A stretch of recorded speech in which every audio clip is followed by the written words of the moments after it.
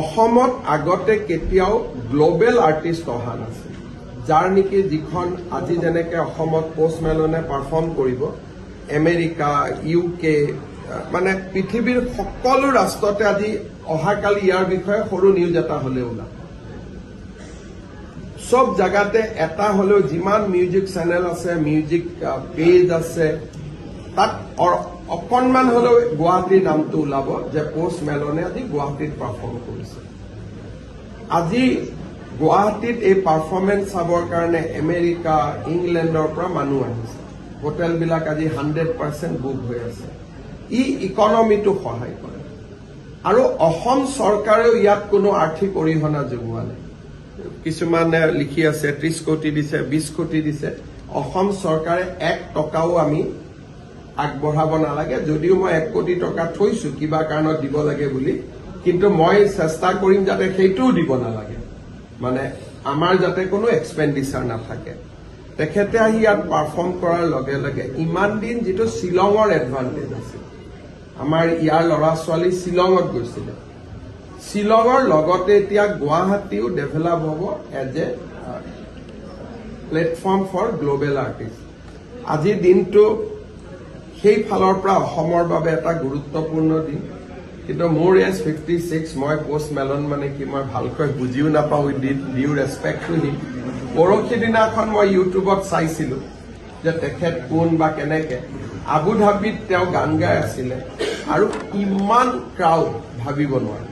গতিকে ডেফিনেটলি গুৱাহাটীত কিবা এটা ভাল পাৰফৰ্মেন্স আজি হ'ব আমি শুভেচ্ছা দিছো কিন্তু আমাৰ আৰু তো মানে তেনেকুৱা চোৱাৰ কাৰণে আমাৰ বয়সো নাই গতিকে আমি চাব নাযাওঁ কিন্তু বাকি আমাৰ ইয়ং জেনেৰেশ্যনৰ ল'ৰা ছোৱালী আজি ডেফিনেটলি যাব অসমত অলপ পজিটিভিটি হওক ইতিবাচক চিন্তা হওক মানুহবিলাক সবৰ মাইণ্ড বিলাকত ফ্ৰেছনেছ হওক পোষ্ট মেলন শ্ব'টো ভাল কৰি হৈ যাওক আমি তাকে কামনা কৰোঁ সামাজিক মাধ্যমত বহুতে পোষ্ট মেলনৰ আগমনক লৈ তেওঁলোকে বিৰোধ কৰি আছে যদি পোষ্ট মেলনক লৈ তেওঁলোকে বিৰোধ কৰে কেতিয়াবা অংগৰাগ পাপন মহন্ত আমেৰিকাত গলে মানুহে অংগৰাগ পাপন মহন্তক বিৰোধিতা কৰিব ভূপেন হাজৰিকাই কি গান গাইছিলে ভলগাৰ পৰা গংগালৈ মিছিছিপিৰ পৰা টেমছলৈ গতিকে অসমত একচাম মানুহ আছে তেওঁলোকে পোষ্ট মেলন মানে কি নাজানিও বিৰোধিতা কৰিব লাগে বিৰোধিতা কৰিলে তেওঁৰ ক্ষতি হ'ব নেকি পোষ্ট মেলনৰটো একো ক্ষতি নহয় তেওঁৰ গুৱাহাটীত নকৰিলে তেওঁক শ্বিলঙে লৈ যাব শ্বিলঙে নললে তেওঁক ভূটানত লৈ যাব ক্ষতিটো কাৰ হ'ব গুৱাহাটীৰে হ'ব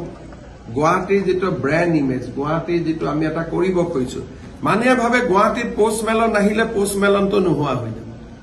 গ্লোবেল আৰ্টিষ্ট গতিকে তেওঁক বিৰোধিতা কৰা আধা মানুহেতো বুজিও পোৱা নাই মইতো পৰখিলৈকে বুজি পোৱা নাছিলো পোষ্ট মেলন মানে কি গতিকে আধা বুজি নোপোৱাকৈ বিৰোধিতা কৰি আছে আৰু সেইকাৰণে মানুহেতো নিজেই টিকট কাটিছে 6,500 পৰা 60,000 টকা দি মানুহে টিকট কাটিছে সেই টিকট কাটা মানুহবিলাকে বুজি পোৱা নাই নেকি নিশ্চয় বুজি পাই টিকট কাটিছে আমাৰ অসমত যিকোনো পজিটিভ কাম হলে বাধা দিয়া একচাম মানুহ থাকিবই আৰু সেই চাম মানুহৰ সৈতেই যোৱা 25 বছৰ মই সংগ্ৰাম কৰি আহিছো মেডিকেল কলেজ হ'ব নিদিয়ে মেডিকেল কলেজ পাতিলো ফ্লাইঅভাৰ হ'ব নিদিয়ে ফ্লাইঅভাৰ পাতিলো এতিয়াতো তাৰ ওপৰত মোৰ গাড়ীখনে নাযায় সকলোৰে গাড়ী যায় ইউনিভাৰ্চিটি পাতিব নিদিয়ে ইউনিভাৰ্চিটি পাতিলো গতিকে 25টা বছৰটো যুদ্ধই কৰি আছো আৰু সেই চাম মানুহে যেতিয়া না কয় তেতিয়া মোৰ কুটকুটাই থাকে কেনেকে কামটো কৰিব পাৰো হা কৰিব পাৰো আৰু সেইকাৰণে ৰাজনীতিত তেনেকে বাছি আছো যদি সেই চাম মানুহৰ লগত নুজুজিলোহেঁতেন কিজানি 25 বছৰটো এনেকে এমএলএ মন্ত্ৰী মুখ্যমন্ত্ৰী নহলোহেঁতেন